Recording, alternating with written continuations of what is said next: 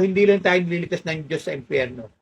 Niligtas ka rin ni Kristo sa pamumuhay, sa karnal, sa kasalanan. Hindi ka na magpapatuloy sa kasalanan. Yun ang kaligtasan. Yun ang dapat na kaligtasan na malaman mo. Pag sumampalataya ka, hindi ka na magpapatuloy sa kasalanan, babaguhin ka ng Diyos. Kaya sabi ni Pablo, 2 Corinthians chapter 5, verse 14, ang pag-ibig ng Diyos ang naghahari sa atin.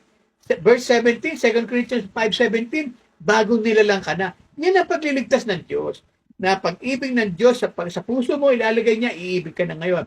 Bago nilalang ka. Bakit? 2 Corinthians 5:15, si Kristo namatay para sa lahat. Kaya ang nais ni Kristo, maligtas tayong lahat. 5:19 to 21, siya ang katubusan, nilapit tayo sa Diyos. So makakalapit na tayo sa Diyos sa pamagitan ng anak ng Diyos. So ano pa inaantay mo? Si Kristo na walang kasalanan ay naging kasalanan upang tayo maging katwiran o maging matuwid sa harapan ng Diyos dahil